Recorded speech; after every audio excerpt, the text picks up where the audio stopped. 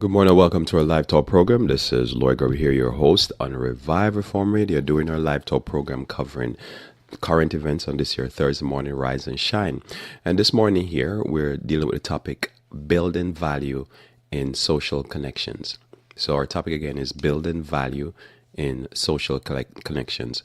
So welcome again to our live talk program. Hopefully the blessed night rest and you're ready to take on this day. Let us pray.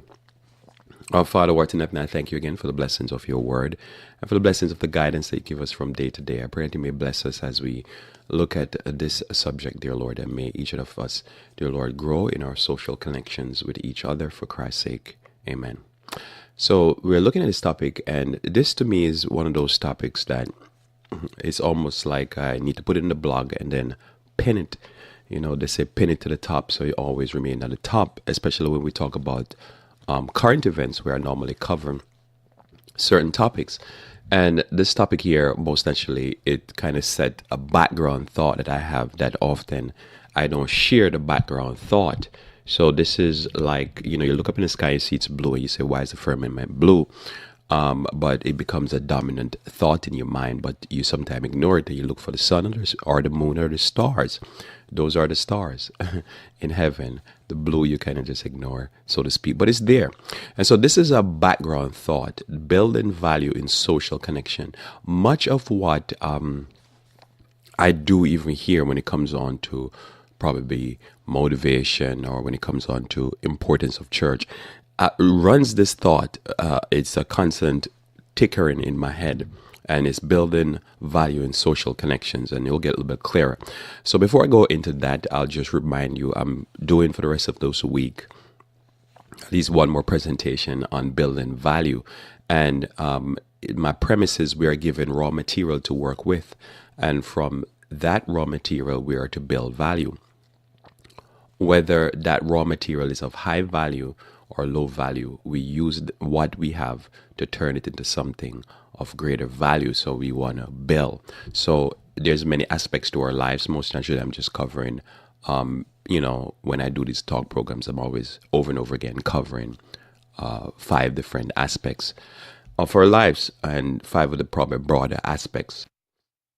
And so this social aspect of it, or what we do on Thursday called current events, is a lot of what we read in the news and we interact with each other. That's where we gain information. It's not so much to do with biology or chemistry or botany or what's happening with the animals. It has to do with how we interact with all of that plus each other. And so social, the meaning of the word is relating to society or its organization. Like we'll use the word social structure. So we say, this is how this society is structured in a social way, how we interact with each other or relate to each other. Also, social means needing companionship and therefore best suited to live in community. So you normally, if somebody, when you're younger, you're looking for, say, a spouse. A lot of the time, if you're not properly guided by adults, your primary focus could be somebody that looks hot, somebody that looks beautiful, somebody that looks sexually attractive, somebody that looks that they could have children, whatever the reality is, or somebody that look like, oh, they're cute, I'll be able to have some cute children with. There's a lot of what goes on in people's mind, or what's the financial status of the person, what's the educational status. That's what it is. But when you get into a home life, most of the life that you live is structured around social. It's not just structured around those things. Those things affect the social also, because part of it is social.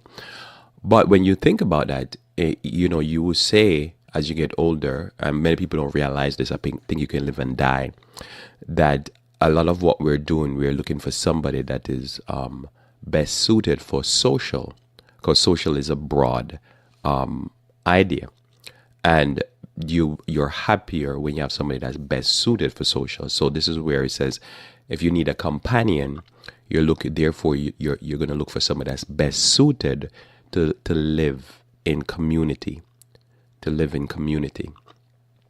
that's what we're talking about here. So we normally say the society is structured socially to a certain degree, although people nowadays are very afraid of this word, and I'm going to explain why I believe to a certain degree There's always a lot of nuances to any argument, but always hear me out and think about it. It might sound wrong at first, but society is structured in a certain way where we go through different institutions as we're born, and then also we're in community states and countries and stuff like that. So that's part of the literal part of the social structure. That's why every country have its own character. The society imprints its concepts of what is social and what is community on each other. So part of being social, so building social value, part of continued definition here, or defining what we're talking about, is being sociable. So you would say the person that's best fitted for a society or an organization, however that social structure is, or best fitted for a companionship or to live in community, is a person that is sociable. So you would say this person is sociable. So most naturally, a person that does armed robbery is not sociable. That's not the way to get money out of banks. Normally, you can go to the bank and you present like a withdrawal slip, or you present a card and you get the money out of the ATM. That's normally a way to get money out of a bank, or you cash a check. Those ways are sociable. You go and the person smiles with you and say, "Oh, it was good to see you today, Lloyd." And you say, "Yeah, it was nice to see you." Now, you could go to the bank, you could bring a gun, and you say, "Look, I need to withdraw some money." And everybody's going to start screaming. They're going to try to get the police. And then you would say that person does not know to fit into social. They're not sociable. And you at that point, you say, well, you lock them in a cage because should be like at a zoo or something like that, even worse. You put them in solitary confinement, not even sociable in prison. So sociable is willing to talk and engage in activities with other people. And an example of that is being friendly. So that's what sociable is.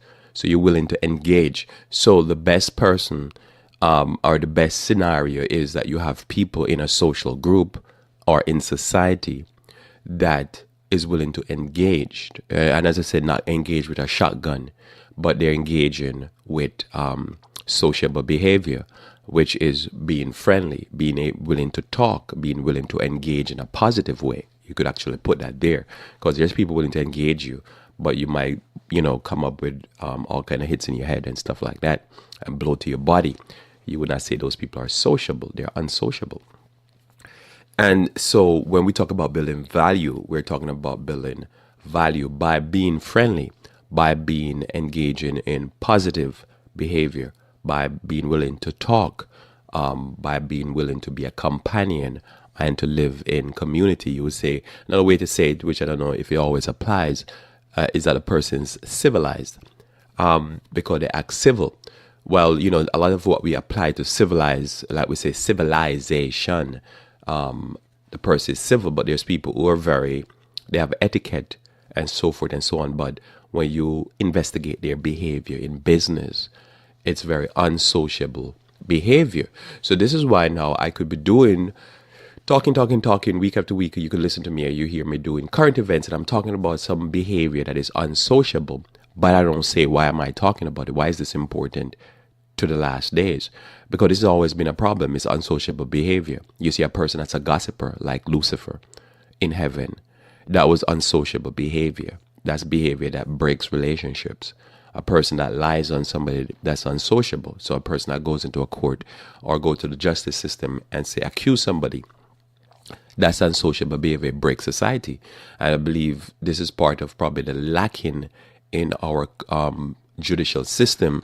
It's a massive lacking, I think, that when a person does unsociable behavior, like perjure themselves, they should be locked up for at least 1 degree down from what they were accusing the person. That means if somebody accused you of doing, say, a first-degree murder, they should at least be charged for, second-degree murder, because that's very unsociable behavior. And what that does, it makes people afraid of each other because it breaks community.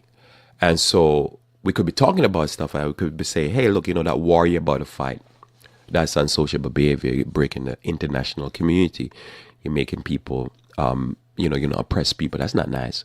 It's the same thing. And it's whether it be not Adam and Eve, they were kind of behave unsociable to a certain degree, but like Cain and Abel, story of Cain, and you can keep going through the Bible, you can see that you could simply quantify or know or define a lot of what's happening as unsociable behavior. Like if I read to you and I say, hey, look at the Pharisees, they consume widows' house with pretense and prayer. That's unsociable behavior. That's violent behavior. That's not behavior that is fit in a civil community, in among civilized people, because part of being civilized is not because you have technology. I think that's not the official definition, but I think many people assume that a person living in a hut is not civilized, but a person living in a skyscraper is civilized, because the person living in a skyscraper is living among modern technology. That's a lot of, I think, the background. I could be wrong, but that's how I assess it when I observe people talk. They associate driving a car as being civilized, but they don't associate a person having a cart, not a car, but a cart with a donkey in front of it is uncivilized, because they're not in the civilized world. But you could not necessarily, but you could deal with a person that's on a cart and they act more civilized and more sociable and more social than a person driving a car.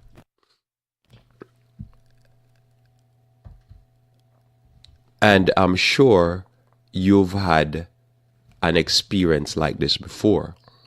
I'm sure you've had it where you're dealing with someone, and the person you're dealing with, right? The person you're dealing with is acting very uncivilized, but they're modern. They know math, English, chemistry.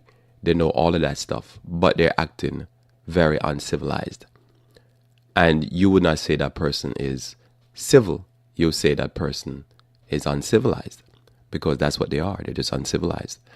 So that's part of the meaning that I want to go into here with you. I'm already going into it. I'm fully into my presentation. So I'm going to read it again. Sociable is willing to talk and engage in activities with others. Friendly activities, not just any activity. Now, this is important to us because, as I say, this is a massive background to a lot of what we do, right? This sociable behavior and unsociable behavior is massive to what we do, massive to how, as I say, society is structured, how society run, right? Because the more unsociable behavior in a society, as I say, the more people go to the corner. So when I talk about this, like current events, and we're talking about building values, social connection, you think about it and you say, well, social events are, what we say social events, where you read the news and you hear whatever is going on in the news. Like yesterday was a big news with a lawsuit from what we call the Boy Scout. So the Boy Scout of America is being sued by children that were sexually abused, boys that were sexually abused. So you say somebody sexually abused the boys, that's unsociable behavior. No, it's a crime. I understand that's one way to deal with it, but it's an unsociable behavior. Because what it's going to do, it's going to make now all those little boys that were sexually abused be very suspicious and very afraid of people when they come around. So say now, I run into one of those boys and I say, hey man, how are you doing? And I try to be friends with them. And they're thinking, oh no. I know what this is going to lead to. You're going to try to sexually assault me or abuse me. I'd be like, why are you behaving like this? Man, I just want to hang with you, man. And they'd be like, no, stay away from me. You see, this is the end result of unsociable criminal behavior. So current events have much to do with unsociable behavior that breaks relationship and sends society to their collective corners out of fear for each other. Out of fear, when you see a con man at work, you can see a person be like, look, just everybody stay away from me. I'm afraid of everybody. When you see a person do what they can or not do what they can, they murder their family for insurance payoff, you say, wow, man. You start looking at your other family members and thinking, I hope they're not trying to kill me for insurance. Do they have insurance on me? You start becoming paranoid. When you see the government do certain things and you see the government run certain scams, in a plan use the taxpayers' dollars to pull off all kind of scams, then you're like, man, that's unsociable behavior. And now everything happens. If the wind blow, you're thinking, oh man, is the government doing this? You start to believe that the government is behind every if you see like a toad out in the yard, you think it's a spy cam.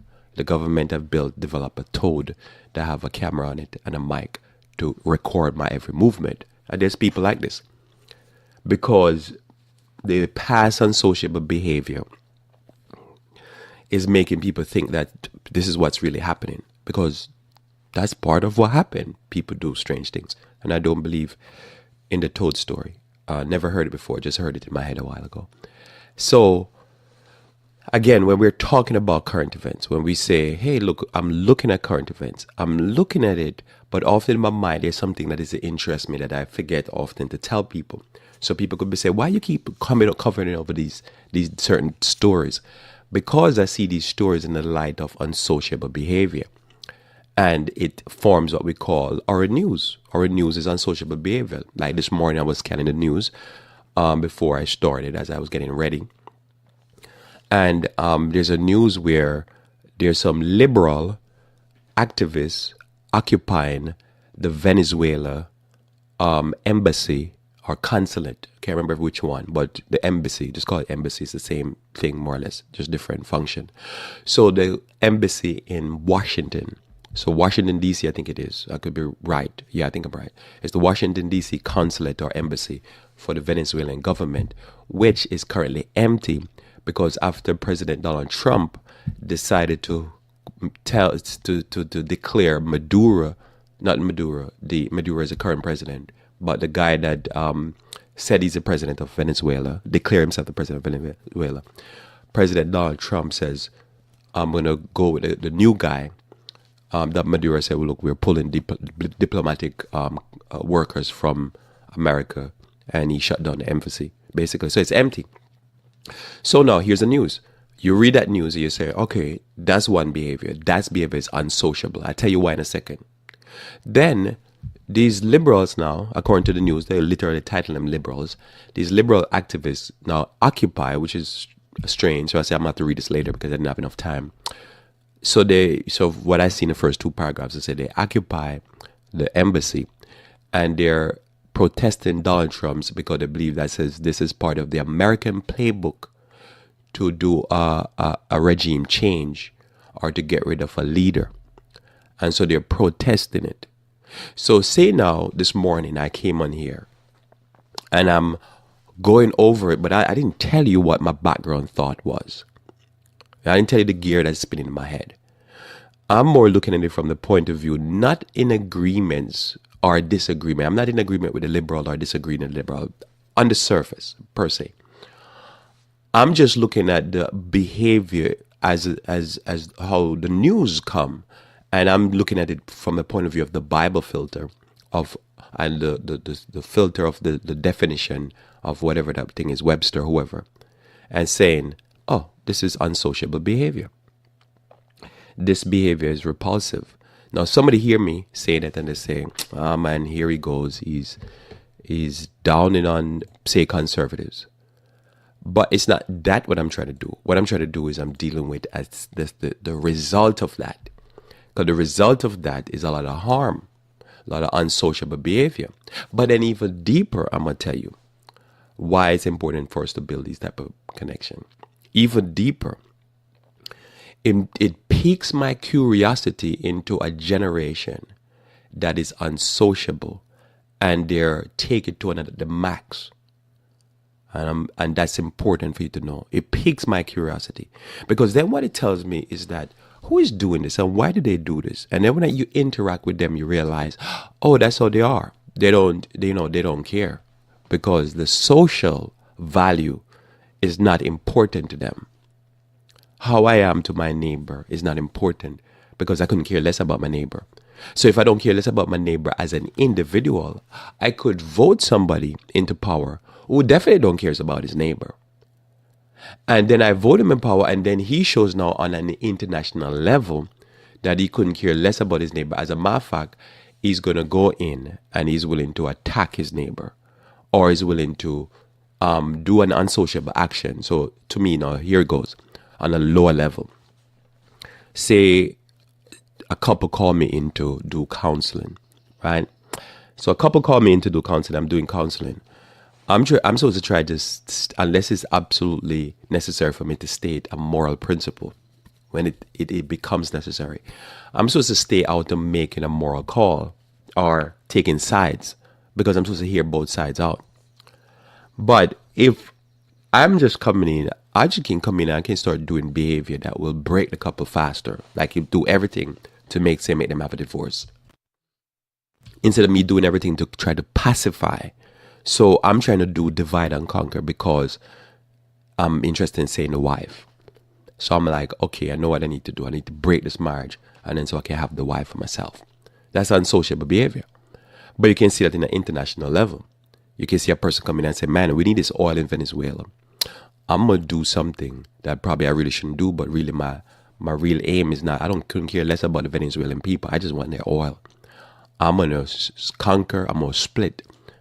And I'm going to use my insider guy to split. So I have a meeting with the insider guy and say, hey, look, declare yourself to be the president. We'll back you. And then we'll do everything to destabilize the country. We'll hit them with embargo. We starve the old people and the poor people. Because every embargo that's being done right now by the United States is starving poor people and old people. And so now I come on here now and I say, hey, look, let's look at this thing here. Somebody might not understand why. What is it? Why is it that I'm talking? And there's somebody who say, hey, look, this guy here talking, he's black anyhow. I'm going to dismiss him. He's probably just hating on America or hating on white people or whatever. But that's not the point. The point is, I'm looking at it because I'm looking at the bad behavior that breaks relationship, whatever it is. So if you hear me covering something where somebody murders somebody, that's just unsociable behavior. That's uncivilized behavior. But I guess it's tough when you target somebody. Say, well, you're talking about, us. And I don't like when you're talking about us, so hence I don't like you. But I'm not trying to be unsociable. I'm just trying to say certain behaviors, if you don't knock it off, will break all your social relationships and will leave you isolated. And as you're left isolated, you'll be complaining, say you're depressed, you're suicidal, but you'll never say, oh, it's my behavior that's causing me to be so depressed and suicidal. And that's where the rub is. That's not why this topic this morning is so important. It's so important because a lot of the lens that at least I view through unsociable behavior. A person who wants friend, the Bible say, must show himself friendly.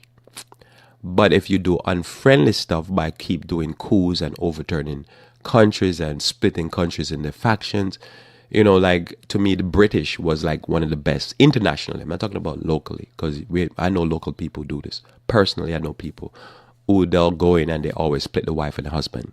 They're masters of it. You got to watch people like that because they're not good for community. They can't live in a community. They're uncivilized. But somebody say, oh no, but they can read it right. No, they're uncivilized, trust me. Because there's people I know, they're masters of breaking up houses.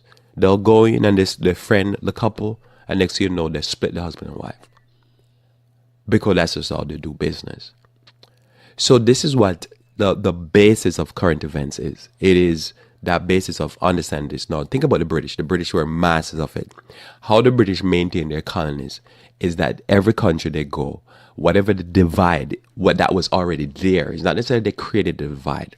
Now, there might be instances when they did. But a lot of time what they would do, they had become masters of splitting factions. So as they go into Iraq, they already know there's a Sunni Shia divide. They just go in and basically pick a side and pit one against the other and then militarily support one.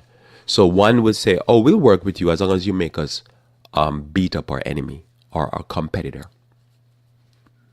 So they became masters of this. And so it's not something new. So if I talk about it and say, hey, look what they're going to do. They're going to split the country amongst liberal or Democrat. No, that's the same thing. Liberal or conservative. And then they're going to go in and divide. I'm trying to show you a principle that I could miss telling you So somebody said, why is that important for me personally? It's important for you personally because you need to know how people do this, or you need to be careful of any organization that does this. We don't need, as human beings, encouragement to be segregated or divided.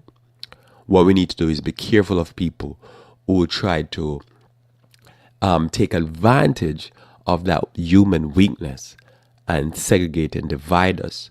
So when I talk about it, in the future, I'm gonna try to be a little bit more careful that I always explain this so that person understand to a certain degree. So I'm gonna try to, at least.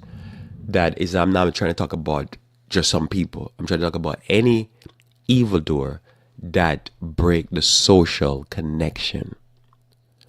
Any entity that takes advantage of the social differences and use it against the people is an evil entity. It is God that unites us. It is the devil that divides us. It is the concept of the devil to divide and to conquer. It's been the thing that he did from the time that the fall of humanity till now.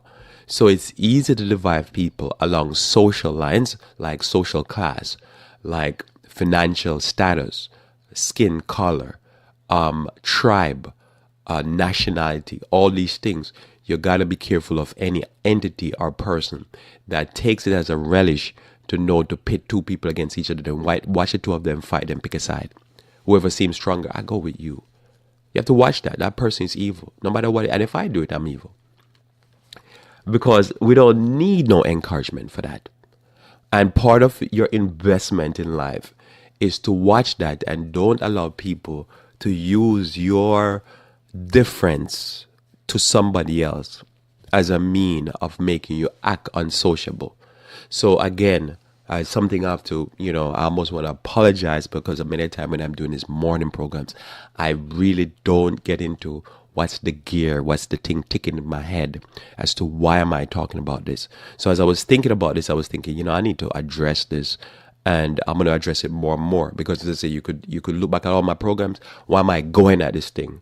The motivation you don't know. So it's easy for somebody to question your motives, right? What's your motives? So I need to state my motives. So current events, again, I read it, has much to do with unsociable behavior that breaks relationship and sends society to their collective corners out of fear for each other or out of hate for each other. Even when people do conspiracy theory, it's always tried to divide. And we have a lot that we can divide on. So notice here, you could say the treatment of the poor and less fortunate is something that I talk about a lot because I see that as unsociable behavior. I think it is a sin that is an abomination to God when a person is a multi-billionaire and they're doing everything to rob the poor and take from the poor. I think that way. Why? Because I see it as unsociable. Because you're already rich already. It's not like you're a poor person trying to get some food and you come in my yard, you see an apple tree and you start stealing some of the apples off the tree. I don't think that's right. But you're poor.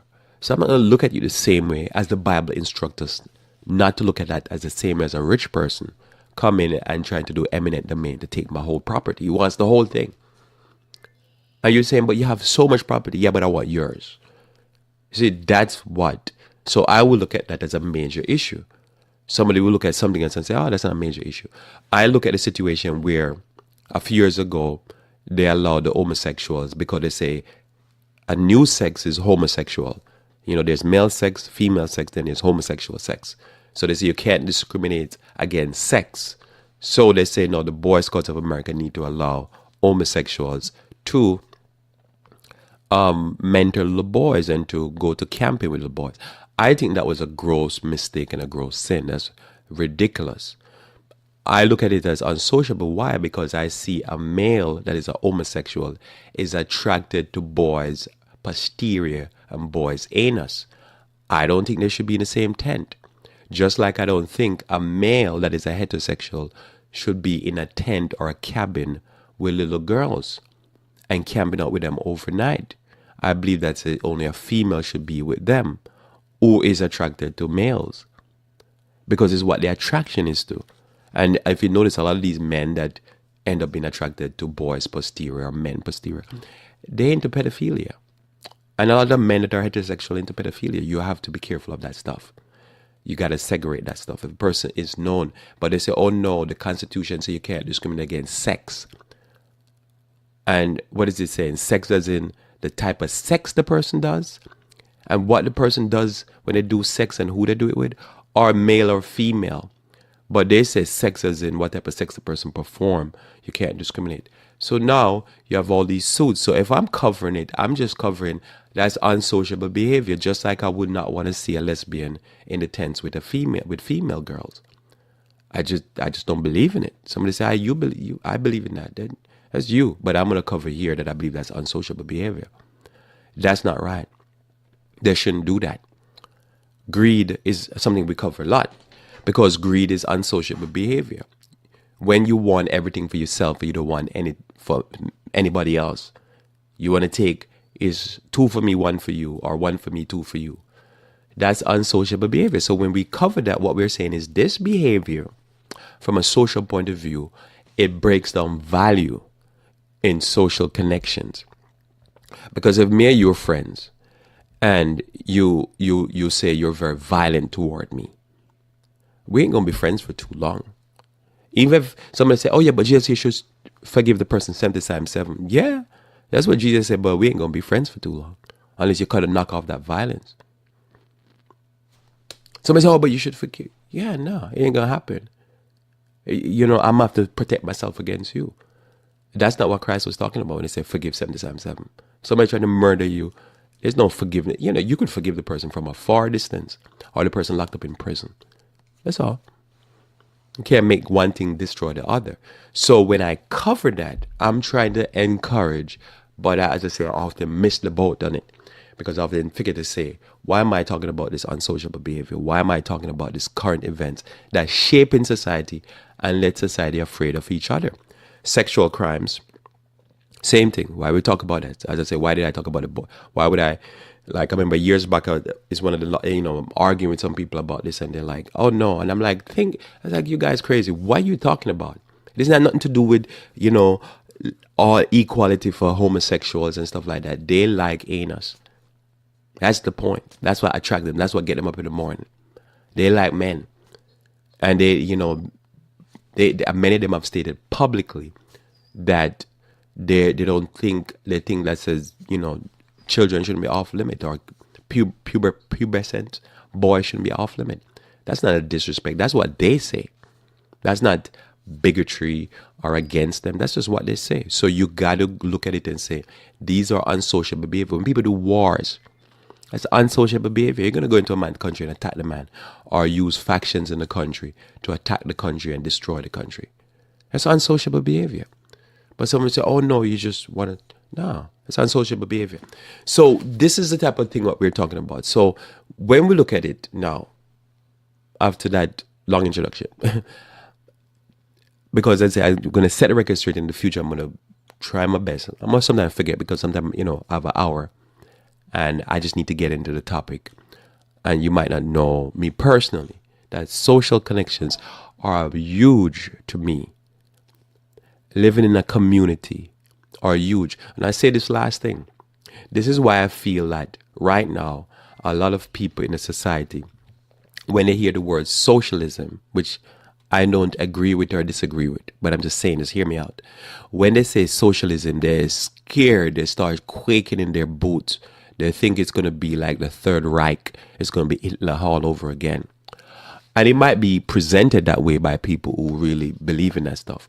But I think part of it is the culture. The culture is so antisocial, and they don't see no value in me investing in you and you investing in me. They could see it as a message from the devil. And anybody that talk anything about social, they need to be shot. This is their attitude. I believe that part of that extreme behavior is because I don't care about my neighbor anyhow. I want all the money I make and everything I do is for me. It's just part of the culture. I really believe it. Now, what are some things that you can do to invest in social before I get to some Bible texts? What are some of the things you can do? I think that part of it is because of the culture and, sin, not just this culture, but any culture. We tend to don't think. Some of the things I'm going to say here is it's across the board, as if I'm talking to an international audience. We tend to don't think in a social way, and we don't plan in a social way because we don't want to invest in it. Because at the end of the day, one of the biggest things that we have to struggle against, even as Christian, is selfishness. To let self die and to start think community, other, those around me, those I love.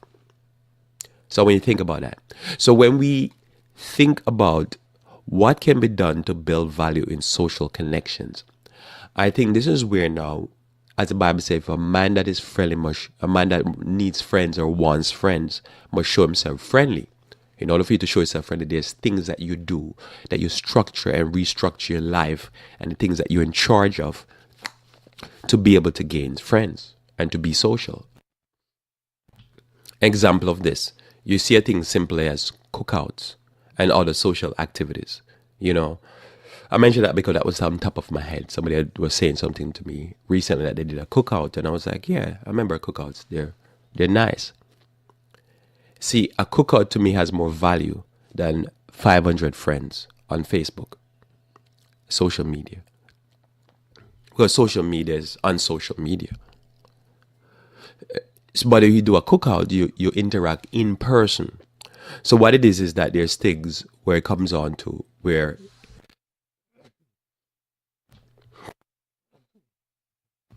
there's things are where it comes on to activities, and I just select that one not because it's on the top of my list or anything. I just selected it because I just selected it. But there's things that you do that for the most part I just select that for selecting reason, but I'm just saying this though. There's things that you do that it encourages more interaction. So whatever it is, you could wipe it out and say, I don't want to do cookouts. I want to do something else. But whatever it is, you do the thing that engages individual more. So you have more connection. But most actually when you do that type of stuff, it costs you something. But that's what it's an investment, as I'm saying. You're building value into your social connection. I believe in camp meetings, camping. And over the years, I've pulled back from even doing camp meeting and that type of stuff. Because what I realized, a lot of what we do when we come on to church activities and stuff like that, it moves more towards unsocial behavior.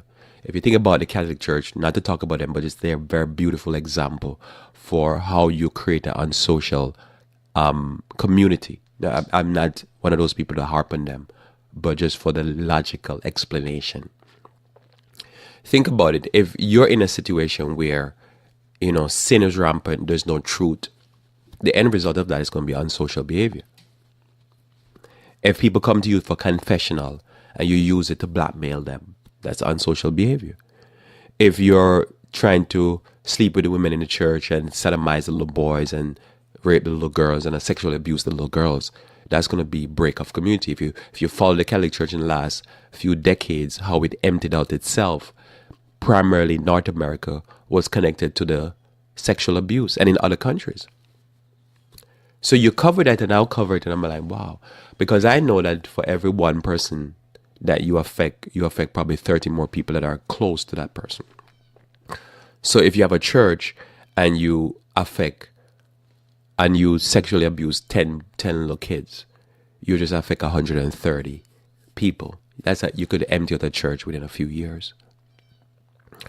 So that's the type of stuff. So when you think about church, a lot of time you look at that church is a very hierarchical. The head make the decision independent of the rest of the members. And you can see why that could be a problem. The head is making a decision and he couldn't care less of what the people in the pews think. There's only two churches I know that's very hierarchical, and that's the Catholic Church and the Seventh Adventist Church. Very hierarchical. So the head making decision, the way how worship is done, everything is forward looking.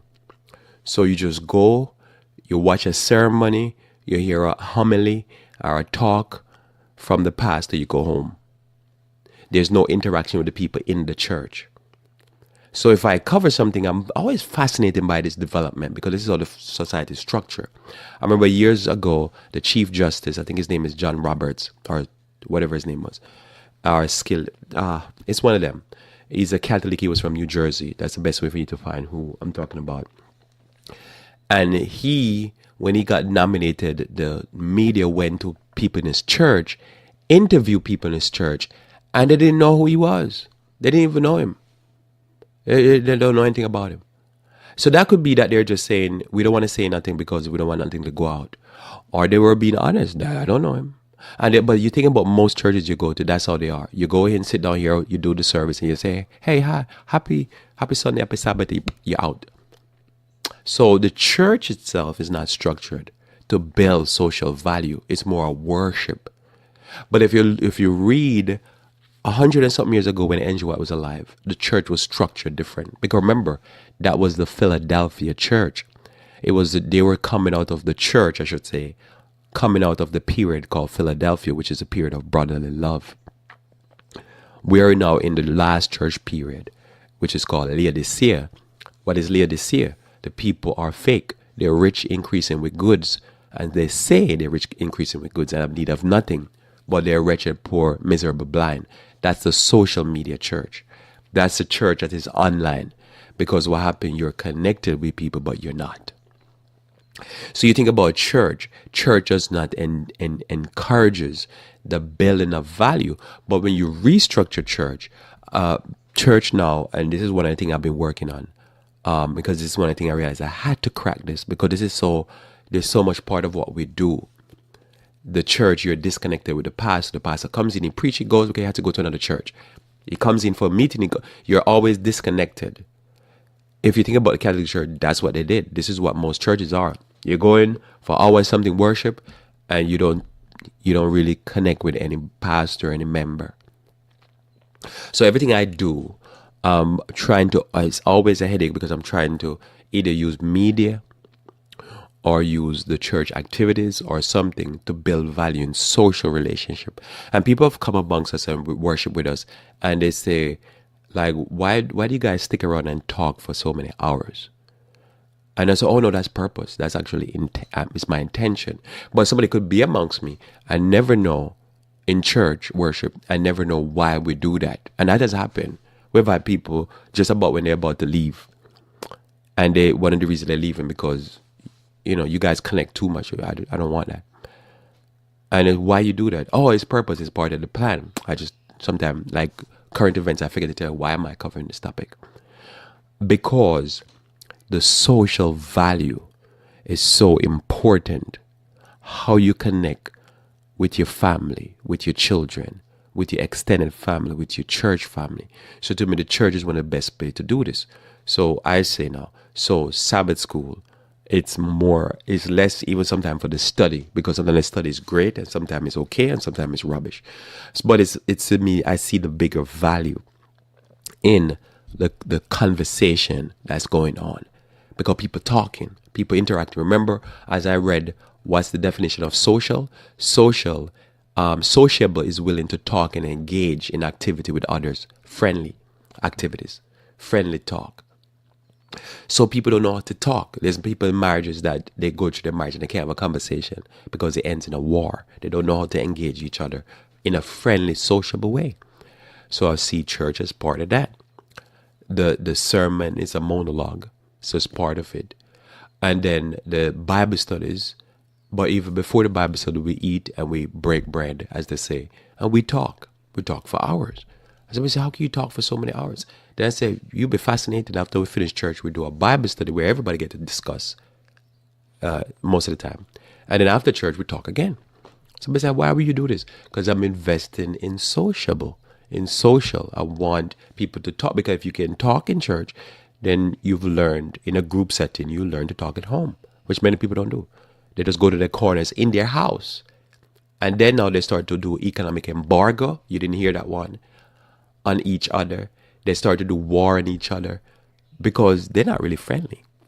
So church can be like that. I always would say to my wife, say, look, the AY program I see it as one of the most important programs. And she would say, why? And not because it's the engagement. It's more sociable. People are happier. And I never normally said, I don't think I've ever said this outside of talking to her personally. It's just something I just don't say. I don't talk about. I just said, look, I'm gonna press this program. We do this because I like that social part. Because I think when you leave there, if over the years I've seen where people behave wrong towards others because they weren't social, it's easy to attack people that are you don't know, or you view them as your enemy. But if you view a person as your friend, you're not going to do that. It's going to be harder for you to do it. See, it's very few crimes of murder where the person strangle a person. See, strangulation is normally a crime of hate because the person want to see you die and they want it to die in their hands and they want to be looking in your face. And so they right in your face and grab your neck and squeeze it to that. That's serious passion and hate. Most people don't do that out of a crime. Most people want to shoot you from a distance. And that's the problem with that. Or it's an act of passion to just do it, whatever. But when somebody knows somebody, married to somebody, or they're a family member and they're struggling, that means there's some serious hate right there. That's serious. So when we talk about church, when we talk about camp meeting, those structure of it. I remember I was planning a camp meeting a few years back. I planned to do like prayer walk, and it's a prayer walk. You're not praying or walking per se. You're just walking, talking about herbs, and and then we stop, do prayer requests, and we pray for the prayer requests. We have exercise program and all that. And I remember somebody was coming to the program and they said, I'm very interested because I've never seen this. So normally I go to a camp meeting, we just do Bible study after Bible study after Bible study. Somebody's lecture and lecture and lecture, lecture, lecture. We don't interact. And I'm like, no, we're going to do question and answer. We're going to do discussion. We're going to do all of that. Why? Because there's social gathering. Think about the feast days. A lot of time Christ preach or say certain things. It was recorded or it was noted at a table while they were eating. The way the Lord structured the Old Testament church was that a lot of their religious gatherings were called feast days. They weren't called religious days. They were feast days. They were done with the intention that you're going to be eating. It's a social gathering. But the way we structure modern society is that I think we have made the world converted us. And we're doing church in an unsociable way.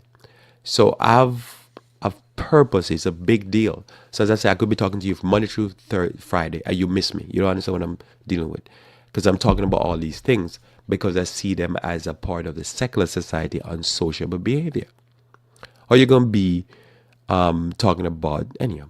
So camp meeting, camping, all of it structured. We're planning to do camping in July as a church, and you're invited to come camping with us. And we're going to be doing camping, but the camping we're doing is a mix of food, recreation, activity, and Bible. So we get to know each other and we get to spend time. We have a great time together. And it's a different process. So you hear me talk here and, we hanging out. We could talk about these topics or we could talk about the Bible. We could talk about anything. But we're not tense. We're not like frothing at the mouth. We're cool because we're just there to have a social time. It's a different setup. But most places they go, oh, they want to talk about this, I want to talk about that, and they're so unfriendly, whatever. And I realized this was not what God wanted us to do. We got to be happy in Jesus. Social meeting. Have you ever heard that word, social meeting? If you go into Ellen G. White's writing, you'll find that the phrase, one of the phrases that describe prayer meeting is literally the phrase social meeting. That's how she described it. Because they were coming out of the Philadelphia church. The Philadelphia church was a friendly church. It's a church of brotherly love, the era that they were coming out of. And so that environment was a different environment. So when they did testimony, it wasn't to show off, or this testimony that says, the Lord is good and blah, blah. They literally were talking, they were more social, they were more open. So their even prayer meeting was actually well attended because that's the church era. As a matter of fact, if you read, you'll find out real quickly that the era of church that they had, what they call the Bible study or the Sabbath school was more attended than the worship service. I repeat that to you. Go do your research.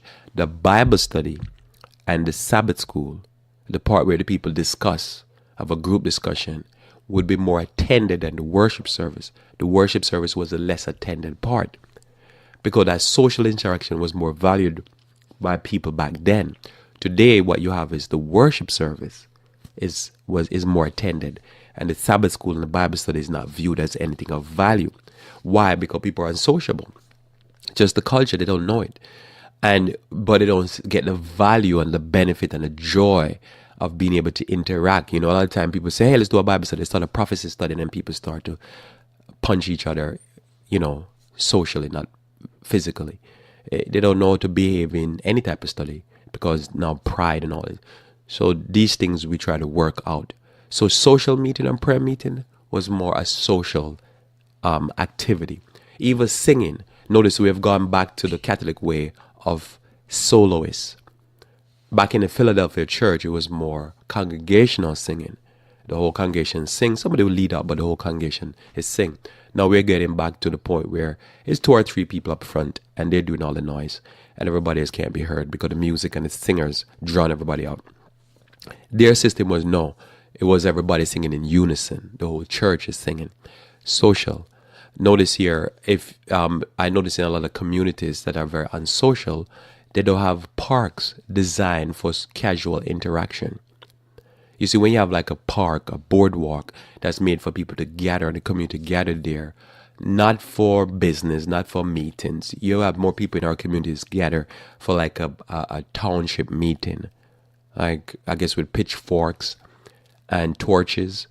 But when you design community where the community should have a central gathering place where people can literally go for a walk, so people can have just casual connection with talking about the dog, talking about this, talking about that.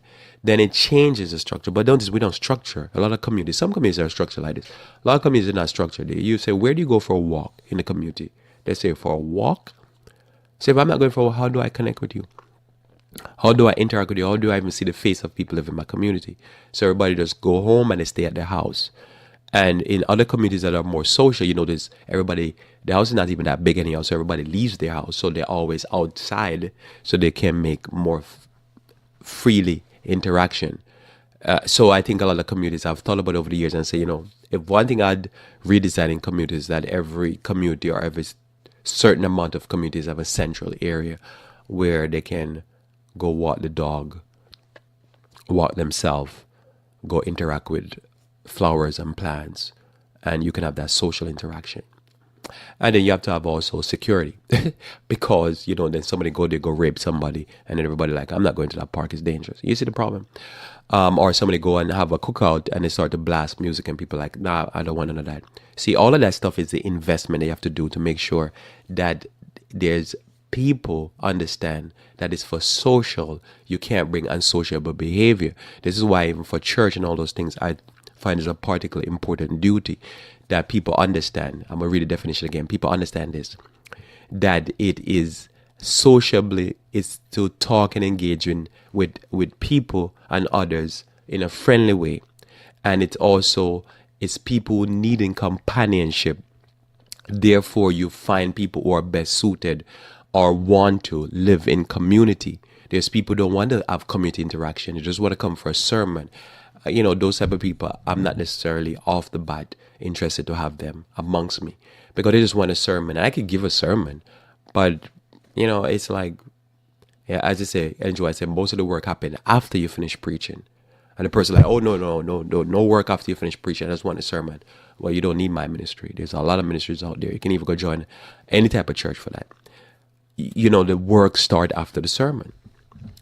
Not the work is ended at the sermon. This is the beginning. Christ did more healing than he did preaching. So when you get that, you understand Christ was touching people literally. He's not just there preaching or, these pastors, they wave their hand and the whole audience fall back. Christ, went and go touch everybody in the audience, pray for everybody, knew what the disease they have and heal them. The method is just more sociable. Everything that Christ did with his disciples, he spent a lot of time with them, spent a lot of time praying for them, spent a lot of time teaching them.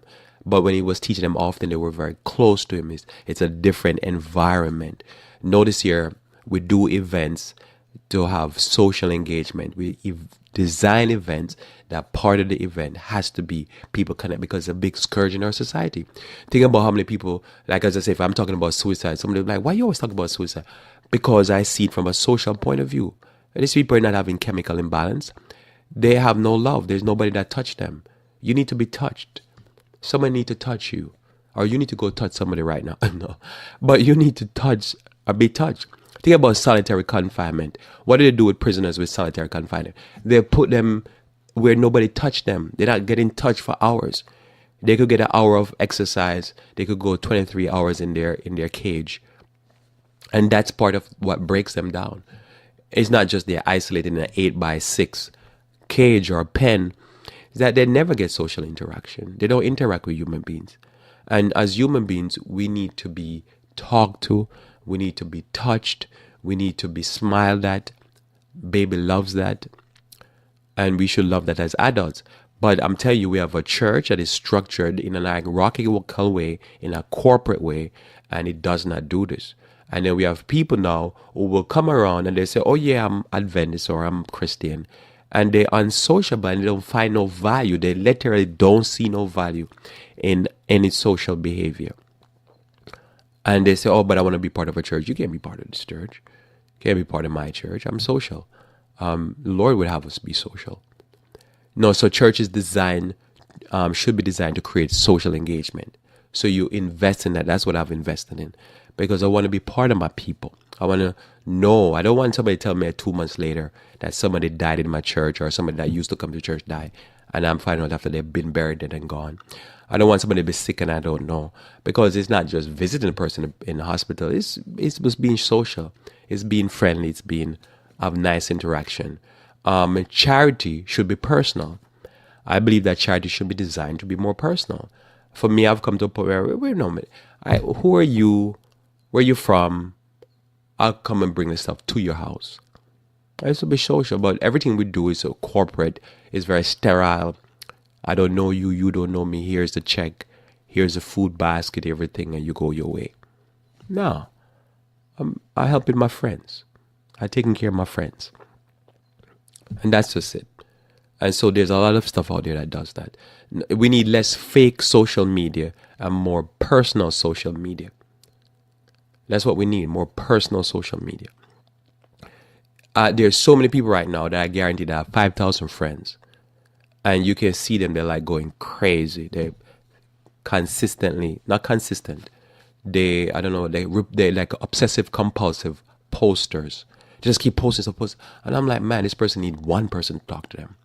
Because certainly if you're posting from morning till evening, you're not engaging anybody.